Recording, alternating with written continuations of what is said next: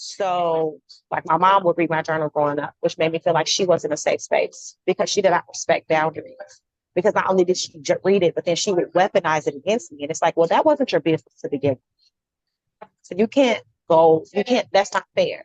Because the way I might bring it to you might be more respectful and gracious than the way I might say it in my journal. The issue might be real, but at least in my journal, I can just feel my feelings without shame. That's not for you. With my partner having done that so early in the relationship and doing it multiple times throughout, journal, phone, email, I'm talking about full circular surveillance of my life. I felt trespassed. And despite me feeling like that, I would holding on to this belief, remain there. And I had a choice to make, right? Because if you're going to be with the person who believes that they should have unlimited access to all that you are, then you have to decide for yourself if that's something that you can give, if that's something you feel safe to give, if that's something that you can give. And then when you do make that decision, AKA when I married you, all the stuff that you did before the marriage that made me feel trespassed, I should have just been like, forget that. He is the journey, right? That's ideally how that should have worked. I think in reality, it's obvious that it couldn't work like that, which meant I should have not pursued the relationship. But again, like I said, if that's what if I'm agreeing to be with you, I'm agreeing to this life that we're creating together.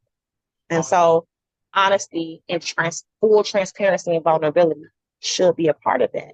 And I wasn't as honest and as transparent and as vulnerable as I should have been as a wife and as a partner. Yeah. I definitely. That's just one major thing. Yeah. No, I was gonna say, but hearing what you're saying, I can understand from the past, like the way you felt about vulnerability.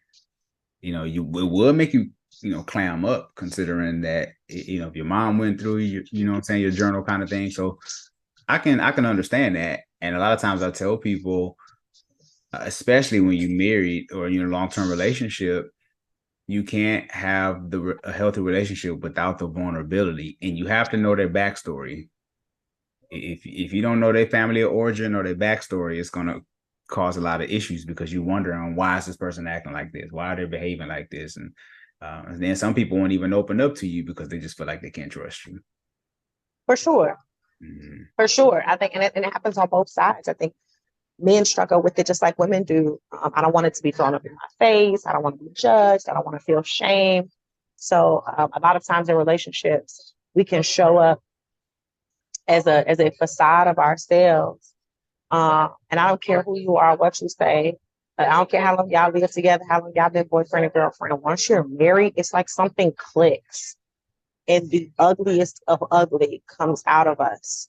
And now we're all of a sudden wondering, well, what does this come from? Because we weren't having those hard conversations in a relationship, because we weren't traversing through hard moments with our person. Like, if I'm in a relationship with somebody, I expect them to see what it looks like when I'm with my mom, who is physically handicapped and has these different emotional and mental and physical struggles, and how I, as a person, had to deal with that since I was born, because my mother's been handicapped her whole life. Therefore, she's been handicapped my whole life. And you have to decide for yourself, is this something that I can navigate with this person?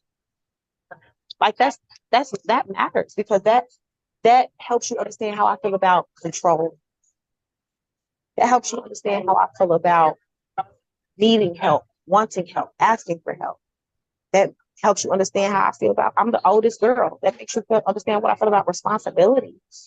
And it even helps you understand how I feel about family. And yeah, these values and these ethics come up in marriage in ways that they can't come up in relationships, because there's no, obligation there. There's no commitment, for real. Yep. So yeah, those hard conversations have to happen beforehand, and that reflection has to happen beforehand, and then increasingly so in the marriage. But if you're not doing it before, if y'all just having fun and kicking it and doing what you do, and we just having a good time, and y'all not going through the muck and mire together as the relationship progresses, it's gonna be a tough situation when you get married.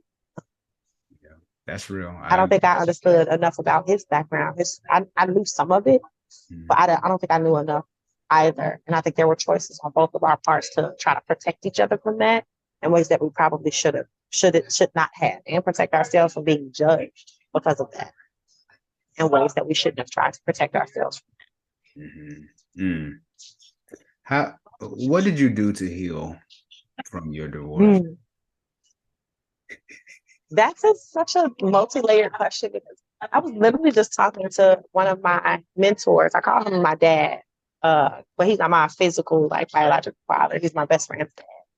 And I was telling him, like, about this healing journey that I'm still on, and all of the choices that I've made along the way that some people, my ex included, might call demonic, right? For me, it has really been an emphasis on living out my values, which at the core of how I want to live my life, I need a lot of autonomy. I need a lot of freedom. I need a lot of autonomy. I need a lot of freedom. And it's less about control for me, and it's more about understanding. Right? I can be, as long as I know what's going on, I can be completely hands off, and I can just show up and have a good time and do X, Y, and Z. And so taking time, taking my time to do whatever it is that I want, however I want to do it, and deciding for myself, is this a part of who I am? Is this something that is being offered to me, by society, by the Christian culture that I inherited, evangelicism and all that? My background, the way my mom and my grandma told me to do things, or is it authentically aligned with what makes me feel good, right? Like self-date nights. I love being by myself. I am a introvert's introvert of the introvert. I love being by myself. And I love new experiences. And I am not one of those people who's afraid to do things by myself. Do things, go places. I do not. I prefer it. Sure, I love my friends and I love spending time with my friends. I love having experiences with my friends. Leave me alone. Everybody can leave me alone. So taking myself on these date nights has been healing for me, because we didn't date a lot in my marriage. We barely dated before. We spent far more time arguing and walking on eggshells than we did growing in love, both in the relationship and in the marriage. And so now, and I spent my entire 20s that way. And like I told you, I grew up in this ethic where you don't date if you're not looking for marriage. So self-dating has allowed me to romance myself and to feel my body, feel my mind, feel my heart, and ask myself questions and do things that I'm afraid to do, not because somebody else is walking with me and pushing towards it, but because it's something that I believe in and it's authentic. So, the freedom to create, be a social media influencer, something that was not encouraged in my partnership or supported in the way that I need to support it. And definitely would not have been supported if I was still aligned with the culture of my of evangelicism, like I was back then. The way that I show up now on the internet, it has been freeing, because I've never cared what anybody says, and now I really don't have to, because who's going to check me? Not my husband. Who's going to check me? Who? I'm grown. It's my fault. Like, if I want to take, or even how, besides social media, if I want to take naked pictures of my phone just for me to look at, nobody's going through my phone anymore and being like, who you sending these to? Who was these for?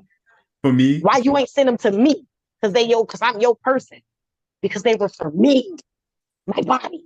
It's for me. It's My mine. body is for me.